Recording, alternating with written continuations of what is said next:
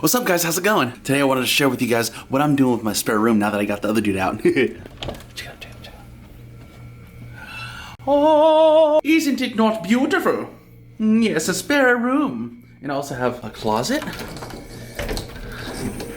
for my candle making business stuff. Yes, which is a side business I've been working on. But today, we're focusing on putting up the blue screen, and we're gonna turn this room into my YouTube studio. Again, because I had one before, but now I know what to do with it. Pluto, you excited about my YouTube studio? You just jealous because you can't talk in front of a camera. It's okay. You can only talk at 9 a.m. when you get possessed by spirits. Creepy ass cat. For real though, like 9 in the morning, he sounds like a cop car with a busted siren.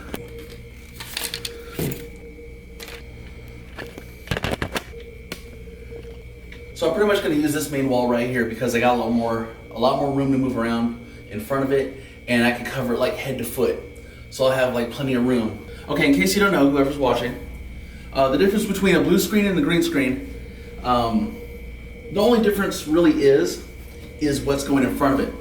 Say like, if you want to use a green screen for special effects, but you're wearing something green on your suit, it's going to key out that green part and make it to where you can't see it. And this is too small. I mean, whatever it is, what it is, I'll just use this for now and get a better one later. But the reason I need to use a blue screen is because, in case you haven't noticed, my hair is like a dirty blonde. And yeah, blonde is like a type of yellow. And what happens is, green has yellow in it. So, when you use a green screen effect, it picks up on the yellow in blonde hair. God damn. So what happens is when I go to use green screen with my hair, it cuts part of my head off. It looks completely unnatural. I don't know what the hell that is, but I'm not gonna question it right now. Now, I really should iron these out. Yeah, I'm gonna do that. But yeah, as you can probably can't see from here, but one of the reasons why a lot of people suggest that you iron out your blue screen or green screen is because the wrinkles and stuff can catch shadows, and those won't key out as easy. So what'll happen is you'll try to adjust your settings, the shadows will catch on the fabric, and then once you adjust your settings too far, it'll adjust part of you out too. And then you'll have like blue screen or green screen flooding. The chroma spill, pretty much is what it's called. So yeah, I'm gonna iron this hoe out. Oh yeah, I'm gonna stretch this out like my ex. But yeah, pretty much the main difference between blue screen and green screen is whether or not you wanna use anything like green in your green screen effect, or anything that has like any color that would be in green, like a lime or a yellow or anything close to that. Now, blue screen is great for like if you want to do colors that have like a lot of green in them, because it's completely different from the background. But the same rule goes too. If you're using blue screen, you can't use anything pale purple, bluish, or anything close to blue to it. And sometimes even certain blacks will actually key out from blue because it has blue in. Because some blacks lean more towards like a dark blue side. So it might even key out part of your shirt or something. But most of mine are like a grayish black, so usually they don't.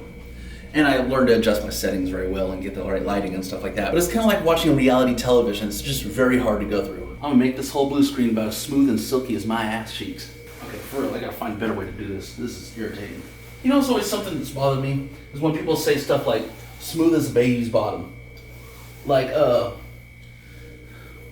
hell you want to know how smooth a baby's bottom is? Somebody need to ask Jared from Subway to go home. This crap is a lot more work than I thought, and this blue screen ain't gonna be forever, it's temporary, so I'm just gonna hang the damn thing up and just, yeah, wish me the best of luck. Okay, I don't know if you can see it, but right here, if you notice, I used one tack to put up both corners of the two separate sheets.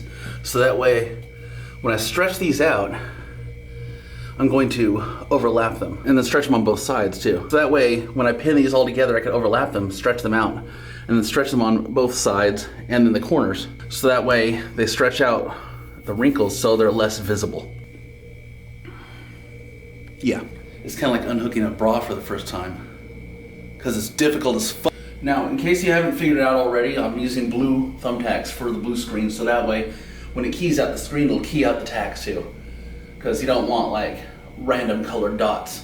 But at first this process will seem a lot like having a fast food job. You feel like you're just going nowhere. But eventually once you get it started and set up, it's a very effective way to make your own media. Just stretch this gap here. All right, now that's pretty much what the finished product looks like so far, but I'm gonna find more tacks that I could hide down here to stretch it out further downward, so that way we can get rid of some of these big wrinkles right here. You know, I once had a friend that applied for the position of skydiving instructor. Haven't heard from him since orientation.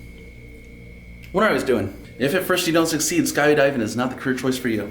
All right, this is what it looks like. Of course, I got the shadow of me right here because of this window, so that's gonna present a problem later. So what I'm gonna wanna do is like put different lights from this angle and this angle to eliminate shadows, have light on me, and light on the background at the same time. It's one of the best ways to do it. And then right here, I got my face light, so I don't have to worry about that. And clamp lights are gonna be like one of the best ways to get lighting if you have like a cheap studio setup. But they kind of look like this, and you can get them like at any hardware store for like $5, $6. And I got this one set up on a painting easel because I ain't got nothing else. Don't judge me. Now all you gotta do is adjust the lighting and the camera, and I'm not worried about like that dark line in the center because that's where I'm gonna be. All you gotta do is adjust your lighting. Now the only problem is the light from the window is a lot brighter than the light from here, trying to cancel out the shadow. So the shadow's gonna stay apparently. You gotta find the right light balance, but that's not gonna work. So probably the best thing to do is to kill this lighting a little bit. It dampened the shadow a little bit, but I mean, it is what it is. For a budget setup, this is pretty good and it works pretty well. I mean, check this out. Now I'm in space. How am I breathing? I don't know. Just is what it is. And boom, check it out. I'm in Jurassic Park. Oh damn, those kids gonna die. If this tutorial helped you out, go ahead and hit the like button and subscribe to my channel if you haven't seen my videos yet. I mostly do comedic, stupid videos. This is just something I wanted to get out there because I have some friends struggling with this. I appreciate y'all and see you in the next episode. Oh,